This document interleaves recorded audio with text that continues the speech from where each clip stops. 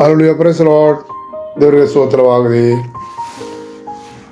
ಕರ್ತನ ನಾಮದ ಮಹಿಮೆಗಾಗಿ ಇವತ್ತು ಕೂಡ ನಾವು ದೇವರ ವಾಕ್ಯವನ್ನು ಧ್ಯಾನಿಸುವಂತೆ ದೇವರು ನಮಗೆ ಕೃಪೆ ಮಾಡಿದ್ದಕ್ಕಾಗಿ ದೇವರನ್ನು ಸ್ತುತಿಸುತ್ತೇನೆ. ಕಳೆದ ದಿವಸಗಳೆಲ್ಲವನ್ನು ದೇವರು ನಮಗಾಗಿ ಅನುಗ್ರಹಿಸಿ ಕೊಟ್ಟಿದ್ದಕ್ಕಾಗಿ ದೇವರನ್ನು ಸ್ತುತಿಸುತ್ತೇನೆ. ಈ ದಿವಸದಲ್ಲೂ ಕೂಡ ದೇವರು ನಮ್ಮೊಟ್ಟಿಗೆ ಮಾತನಾಡುವ ದೇವರಾಗಿದ್ದಾನೆ. ಹಲ್ಲೆಲೂಯಾ. ಆತನ ಕೃಪೆಯು, ಆತನ ಶಾಶ್ವತವಾದ ಅಭಿಷೇಕವು ನಮ್ಮ ಮೇಲೆ ಇತ್ತು, ನಮ್ಮನ್ನು ಇಲ್ಲಿವರೆಗೂ ನಡೆಸಿ ಬಂದಿದ್ದಕ್ಕಾಗಿ ನಾನು ದೇವರನ್ನು ಸ್ತುತಿಸುತ್ತೇನೆ. ಇವತ್ತಿನ ಧ್ಯಾನಕ್ಕಾಗಿ ಕೀರ್ತನೆಗಳ ಪುಸ್ತಕ 115ನೇ ಅಧ್ಯಾಯ 11ನೇ ವಾಕ್ಯವನ್ನು ನಾವು ಧ್ಯಾನಿಸೋಣ. ಕೀರ್ತನೆಗಳು 115:11. ಯೆಹೋವನ ಭಕ್ತರೇ, ಯೆಹೋವನಲ್ಲಿ ಭರವಸವಿಡಿರಿ, ಅವರ ಸಹಾಯಕನು ಗುರಾಣಿಯು ಆತನೇ. ಹಲ್ಲೆಲೂಯಾ. ಯೆಹೋವನ ಭಕ್ತರೇ, ಯೆಹೋವನಲ್ಲಿ ಭರವಸೆ ಬಿಡಿರಿ ಎಂಬುದಾಗಿ ದೇವರ ವಾಕ್ಯದಲ್ಲಿ ನೋಡುತ್ತೇವೆ.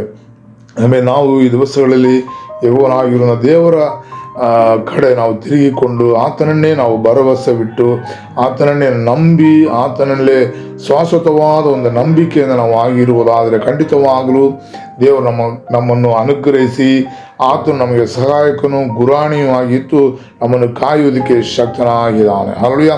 ನಮ್ಮ ನಂಬಿಕೆ ಮನುಷ್ಯರ ಮೇಲೆ ಅಲ್ಲ, ಮತ್ತೆ ಯಾವುದೋ ಒಂದರ ಮೇಲೆ ಅಲ್ಲ, ದೇವರಲ್ಲಿ ನಾವು ಭರವಸೆ ಬಿಡೋಣ.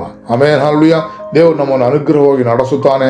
ಮಾತ್ರವಲ್ಲ, ಆತನು ನಮಗೆ ಸಹಾಯಕನು ಗುರಾಣಿಯೂ ಆಗಿರ್ತಾನೆ. ಆಮೇಲೆ ಕಳೆದ ದಿವಸಗಳಲ್ಲಿ ನಾವು ಯಾವುದಾದ್ರೂ ಒಂದು ವಿಷಯದ ನಿಮಿತ್ತ ಬೇರೆ ಯಾವುದರಲ್ಲಾದರೂ ಒಂದು ವೇಳೆ ಭರವಸೆ ಬಿಟ್ಟಿದ್ದರೆ, ಒಂದು ವೇಳೆ ನಂಬಿಕೆ ಇಟ್ಟಿದ್ದರೆ, ಅದೆಲ್ಲವೂ ವ್ಯರ್ಥವಾಗಿ ಹೋಗಿರಬಹುದು, ಅದೆಲ್ಲವೂ ವೇಸ್ಟ್ ಆಗಿ ಹೋಗಿರಬಹುದು. ಆಮೇಲೆ ನಾವು ಇಟ್ಟಂಥ ನಂಬಿಕೆ ಎಲ್ಲವೂ ಅದು ಹಾಳಾಗಿ ಹೋಗಿರುತ್ತದೆ. ಹಲ್ಲೆಲೂಯಾ.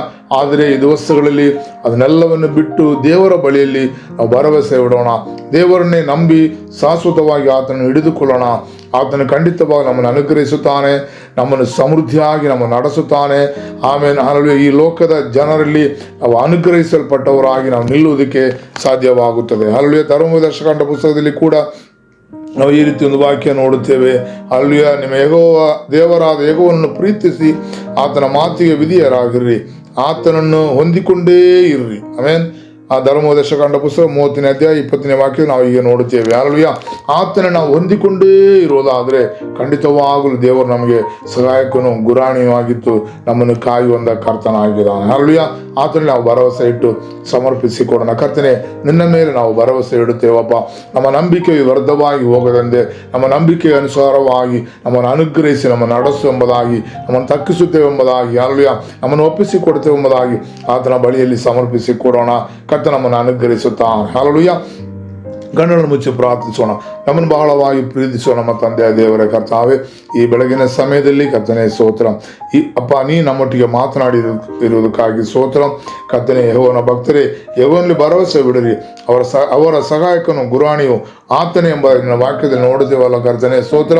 ನೀನೇ ನಮಗೆ ಸಹಾಯಕನು, ನೀನೇ ನಮಗೆ ಗುರಾಣಿಯು, ನೀನೇ ನಮಗೆ ನಾವುಗಳು ಭರವಸೆ ಇಟ್ಟಿರುವಂಥ ದೇವರು ಆಗಿರುವುದರಿಂದ ಕರ್ತನೇ, ಈ ಬೆಳಗಿನ ಸಮಯದಲ್ಲಿ ನಮ್ಮನ್ನು ನಿನ್ನ ಪಾದ ಬಿಡಲು ಸಮರ್ಪಿಸುತ್ತೇವೆ. ಮತ್ತು ಯಾವುದ್ರ ಮನುಷ್ಯರಲ್ಲ ಕರ್ತನೇ, ಮತ್ತು ಯಾವುದ್ರಲ್ಲೂ ನಾವು ಭರವಸೆ ಬಿಡದೆ ಕರ್ತನೇ, ನಾವು ನಿನ್ನಲ್ಲೇ ಭರವಸೆ ಇಟ್ಟು ನಾವು ಕಾಯ್ತಿದ್ದೇವಪ್ಪ. ನಮ್ಮನ್ನು ಅನುಗ್ರಹಿಸು, ನಮ್ಮನ್ನು ಕಾಯ್ದುಕೊಳ್ಳಪ್ಪ.